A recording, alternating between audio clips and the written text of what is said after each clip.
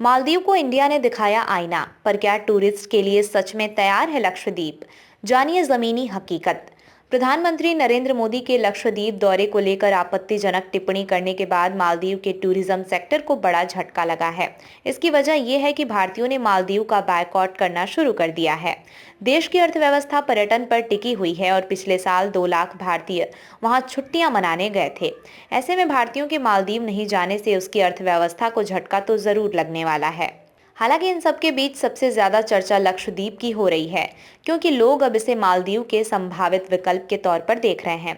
जिस तरह के बीज, पेड़ और पर्यावरण मालदीव में मौजूद है, ठीक वैसा ही आपको लक्षद्वीप में भी देखने को मिलेगा।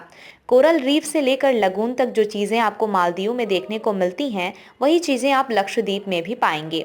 ऐसे में सवाल उठता है कि क्या सच में लक्षद्वीप पर्यटकों के लिए तैयार है? लक्षद्वीप का भूगोल कैसा है? केंद्र शासित प्रदेश लक्षद्वीप में कुल मिलाकर 36 द्वीप हैं। ये जगह केरल के कोच्चि शहर से 406 किलोमीटर दूर है। अगर आप एरिया की बात करें तो लक्षद्वीप सिर्फ 32 स्क्वायर किलोमीटर में फैला हुआ है। 36 द्वीपों में से सिर्फ 10 पर लोग रहते हैं। बंगाराम, कदमत, कावारत्ती, कल्पेनी, मिनिकॉय, अगत्ती, चेरियाम, थिनक्कारा और सुहेली पर्यटन के लिए खुले हुए हैं। यहाँ के लोगों के मुख्य व्यवसाय मछली पालन ही है, क्योंकि घूमने के लिए ज्यादातर पर्यटक लक्षद्वीप नहीं आते हैं। पर्यटकों के लिए अभी क्या सुविधाएं हैं? लक्षद्वीप में पर्यटकों के ठहरने के लिए 97 यूनिट्स मौजूद हैं, जिसमें 61 लकड़ी के कॉटेज मौजूद हैं, जो 3 द्वीपों पर फैले हुए हैं।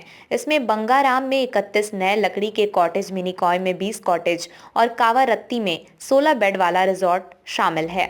थिनकारा में लगभग 15 ऑफ वाइट टेंटाइल टेंटों का नवीनीकरण कार्य प्रगति पर है। सुहेली में आगामी ताज प्रॉपर्टी में 60 समुद्री विला और 50 वाटर विला में 110 कमरे होंगे, जबकि कदमत में होटल में 35 वाटर विला सहित 110 कमरे होंगे। लक्षद्वीप में चुनौतियां क्या हैं? केंद्र शासित प्रदेश में वैसे तो कई चुनौतियां हैं, मगर कुछ ऐसी हैं जिनसे अभी पार पाना बेहद जरूरी है। सबसे पहले चुनौती लक्षद्वीप का पारिस्थितिकीय तंत्र है। यहाँ पर वाटर विला या लैगून विला बनाने हैं, तो इसके लिए सबसे पहले पर्यावरण को होने वाले नुकसान को कम करना पड़ेगा। लक्षद्वीप में हवा तेज चलती है, जिसकी वजह से लैगून विला की नींव को मजबूत बनाने के लिए समुद्री में काफी गहराई तक इसे स्थापित करना होगा, मगर इसके चलते कोरल रीफ को नुकसान पहुंचता है। दूसरी चुनौती लक्षद्वीप तक कनेक्टिविटी है। जहां मालदीव के लिए आपको डायरेक्ट फ्लाइट आसानी से मिल जाती है, मगर लक्षद्वीप के केस में ऐसा नहीं है। लक्षद्वीप 2 तरीकों से पहुंचा जा सकता है, जिसमें पहला हवाई मार्ग और दूसरा समुद्री मार्ग है। हवाई मार्ग के लिए पहले कोच्चि जाना होगा और फिर वहां से अलायंस एयर फ्लाइट के जरिए अगाती जाया जा सकता है। कोच्चि और लक्षद्वीप के बीच समुद्री मार्ग पर 3 जहाज सेवाओं के जरिए भी जा सकते हैं, जिसमें 18 घंटे लगते हैं।